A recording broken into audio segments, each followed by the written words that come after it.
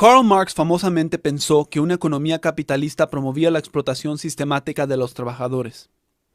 Para Marx, esta idea se basa en una teoría del valor trabajo, que la mayoría de académicos rechazan hoy. Sin embargo, muchos todavía están de acuerdo con la afirmación básica de Marx de que el capitalismo es intrínsecamente explotador. Ellos simplemente definen la explotación en términos más amplios y menos polémicos. En lugar de pensar en la explotación como una extracción forzada de la plusvalía del trabajo, los filósofos contemporáneos lo definen como un aprovechamiento indebido de la vulnerabilidad de los demás. Y, definido de esta manera, muchos filósofos piensan que el capitalismo contemporáneo está plagado de explotación. Los capitalistas económicamente poderosos se aprovechan injustamente de la vulnerabilidad de los trabajadores con el fin de maximizar sus ganancias. ¿Qué debemos pensar de este argumento? ¿El capitalismo es explotador? ¿Y cuál es la alternativa? Bueno, en primer lugar, es absolutamente cierto que muchos capitalistas quieren explotar a los trabajadores. Quieren pagar el salario más bajo posible y obtener la mayor cantidad de trabajo posible de los trabajadores, con el fin de maximizar ganancias. Sin embargo, el hecho de que otros capitalistas también buscan explotar a los trabajadores de esta manera, hace que sea difícil para cualquiera de ellos hacerlo. Esto se debe a que la presión competitiva obliga a los capitalistas a pagarles a los trabajadores una cantidad cerca del valor de lo que producen, quieran o no. Si intentas pagarle a alguien menos de lo que valen, un competidor les ofrecerá más, ya que pueden sacar provecho de ello. Imagina que estás en una subasta contra otros por $1. Ciertamente te gustaría pagar lo menos posible por ese dólar. Pero si alguien más hiciera una oferta de 60 centavos por él, ¿no valdría la pena hacer una oferta por 62? ¿Y alguien más no ofrecería entonces 64? Y así sucesivamente.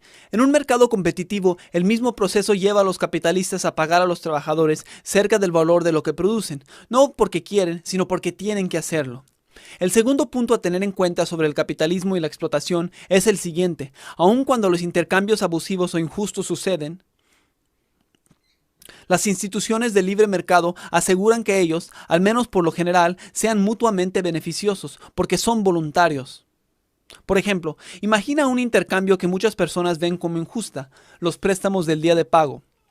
Un trabajador pobre necesita dinero ahora mismo para satisfacer sus necesidades básicas, por lo que consigue un préstamo de una tienda de préstamos de día de pago, pero solo mediante el pago de una tasa de 400% anual. Vamos a conceder, al menos por el bien del argumento, que cobrar una tasa de interés tan alta es injusto. Aún así, es importante tener en cuenta que ambas partes tuvieron la oportunidad de decir no al intercambio si creían que podían hacer mejor en otro lugar. Y a causa de este hecho, porque el intercambio fue voluntario en este sentido muy débil, eso significa que ambas partes esperan ganar más con el intercambio que lo que dan.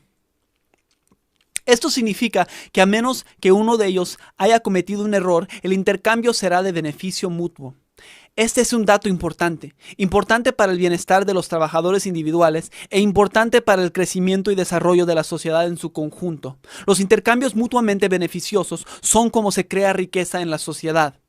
Y entre más riqueza crea una sociedad con el tiempo, la menor vulnerabilidad hay para los capitalistas de explotar. Los mercados no son perfectos, pero aunque usted piensa o no que el capitalismo es igual a explotación, es necesario preguntarse: ¿cuál es la alternativa? La sugerencia usual es la regulación y el control político, pero si nuestra preocupación es reducir al mínimo la explotación, hay que preguntarnos si esta alternativa realmente tiene sentido. Después de todo, los ciudadanos están en una posición de gran vulnerabilidad relativo al Estado y los grupos de presión, los burócratas y funcionarios elegidos con frecuencia se verán tentados a explotar esa vulnerabilidad para su propio beneficio privado. Piensa en la manera en que nuestras instituciones políticas subsidian las grandes empresas agrícolas, rescatan a las grandes compañías de automóviles, forman un cartel en el sector bancario a través del sistema de la banca central y así sucesivamente. Todas estas políticas benefician a los intereses de los económicamente poderosos y políticamente bien conectados a costa de los ciudadanos comunes. Eso no es un mercado libre funcionando. Es, en realidad, un gobierno de gran tamaño.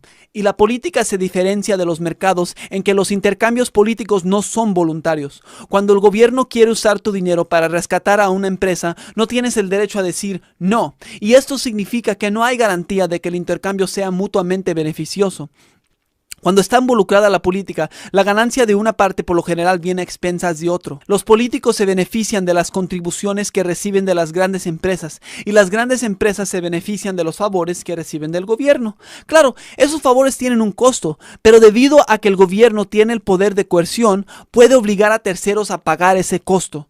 Aquellos que pueden pagar influencia política obtienen los beneficios y los que no pueden pagan las consecuencias. Así es como funciona la política, y no es porque tenemos gente mala en el poder y necesitamos conseguir mejores personas. Es debido a la naturaleza estructural de la política, porque el Estado tiene el poder de imponer sus decisiones por la fuerza sobre la población. La esperanza simplemente de que el Estado va a usar su poder a favor de los más vulnerables no es suficiente. Tenemos que preguntarnos si realmente queremos reducir la cantidad de explotación en el mundo. ¿Aumentar el poder del Estado es realmente la mejor manera de hacerlo?